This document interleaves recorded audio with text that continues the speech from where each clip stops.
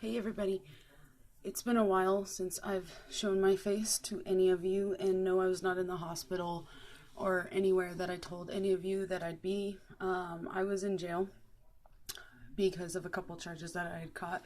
I just recently came out about being an addict, and I wanted to do a video to thank all of you for the support. First of all, a comment just didn't do that justice. I really appreciate having people concerned, especially because addicts are demonized all the time, and we do earn that. I did a lot of shady things as an addict. More importantly, I did a lot to all of you the entire time I've known you. I've been really selfish. I have manipulated a lot of you just to get what I wanted. I haven't always been the best friend. A lot of my intentions were good at times, but sometimes if I had something to gain, that was why I was your friend. I have like 5,000 friends because I love attention. All the compliments about being beautiful and stuff, I fed on that. It fed my inner selfish beast. And being an addict just made that worse. The hardest part about being an addict was the loss. I ended up losing everything, from a husband, from kids, from family, and I haven't seen my kids since August, and I was high the last time I saw them. I also ruined their lives quite a bit. They're just babies, and they have a lot of issues because mom just couldn't say no to drugs. It's not as easy as you think. I've always had an issue with drugs. I've always found ways to numb myself from my problems or make poor choices, poor decisions. A lot of you, a lot of you know that. Hole in the wall, girl, hello. So I wanted to say that for those of you out there that have family members who are addicts, who maybe you're not so fond of, a little perspective too on that. Addicts, I've come to find, are the people who have the most pain. And my life wasn't even that bad. It was bad, but I didn't have a lot to cope with. People who have repeated trauma or just repeated letdowns, the easiest thing to do is to turn to a needle or a pipe or a pill. It started with pills for me, and then I had assistance figuring out how to up my addiction to heroin. And then from there, it went to speedballs. And then from there, it went to goofballs and hot rails and bath salts and you name it under the sun. If it was there, I was doing it. So the person in your life who you feel has hurt you, it's their selfish nature. They're trying to get what they need. And it is personal, but at the same time, it's a huge cry for help. Also, suicide attempts go along with being an addict. I had several, and the cancer thing, I need to go out on the record for that. I had gotten a medical diagnosis while I was really, really high that made me believe that I was terminal. I was never diagnosed by a doctor as terminally ill. I just assumed, and then also I was going to kill myself anyway, so I told you all I was dying, which is incredibly shitty. And for those of you who had great concern and probably hate me now for telling the truth about it, I figured you need to know because I appreciated your concern. It let me know that I was important, and in the end it made it so that maybe I didn't try as hard. Also, my kids, my babies, they got to witness my addiction. And if you're an addict, a parent who is using in front of your kids, I'd ask that you please don't do that. Ask for help. Turn yourself into CPS. They actually take that as a great admission of guilt. And you're not as scrutinized as you think you would be because you're being the bigger person and saying, hey, I'm a shitty parent. I need resources to get my shit straight. All of us end up stuck in this cycle that we hate. We loathe it. Being an addict sucks. I actually went back to a place where I had spent a good majority of my time getting high and thought, wow, I didn't even care about any of this. I didn't care about heat, electricity, running water. Fuck all that. It just wasn't important. And food was never a priority. Hygiene, definitely not.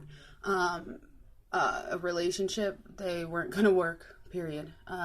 When there's dope in the way, every relationship in your life is going to get destroyed. You will lose it all. And that's what the dope wants you to do.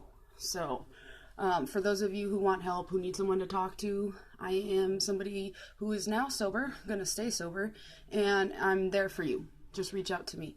I also wanted to tell a little bit of how I turned it around, because that's the important thing about addiction. Most addicts want to know, well, how do I seek help? Well, I'm stuck in the cycle. I want out, but I don't know where to go. I didn't either. I had been to outpatient rehab. That sucked. I didn't want to quit, but I did. And everything I was trying just wasn't clicking. And for me, it took witnessing someone who was enjoying sober life. And that helped. It showed me that you can be sober and be happy, which I never felt, because every time I got sober, I was fucking miserable.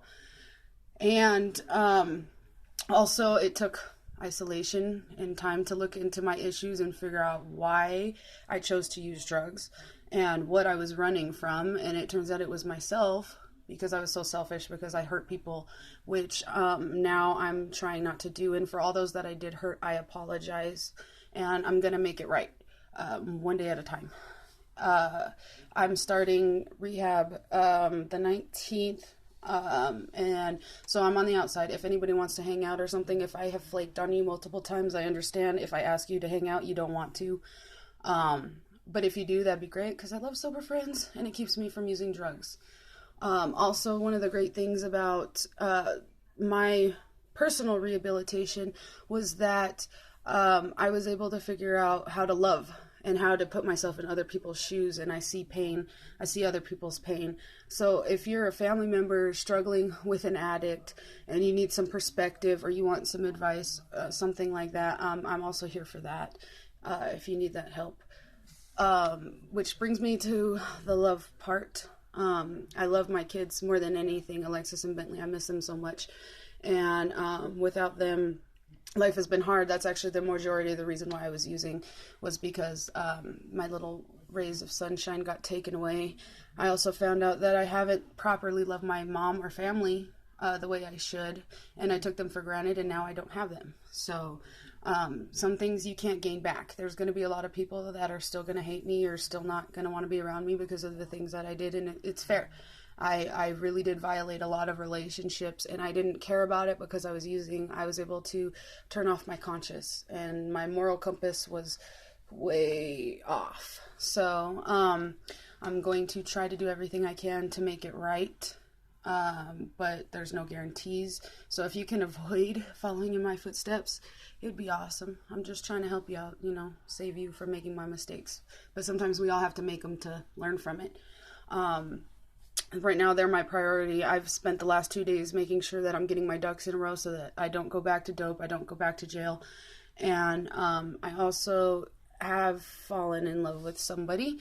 The person who showed me how good it felt to be sober, I found I'm a kind of a copycat, and I took what he did and ran with it. I know poetry now, and that's Tom Furlong. I know some of you judgmental motherfuckers are going to be like, oh my God, that's your ex's brother. Yeah, I know. But I can't help the feelings that I have. He really is the coolest man out there. And even if he doesn't want to be with me, I would be lucky if I could have his friendship at the very least, because positive influence, and also he's just incredible. He does the sober thing well, and I want to copycat that. So I think that about does it. If you have any questions, you can drop them in the comments, because those ones I will respond to individually, even if there are many. And I'm going to go through my friends list too, because I have way too many. And so if you want to stay, let me know. You could just put that in there. Keep me. And that's if you're there as a friend supportively. If you're there to try to get in my pants, it's useless, because heart belongs to someone else, even if he doesn't know it yet. Okay. Thank you guys. And thank you for taking the time to watch this.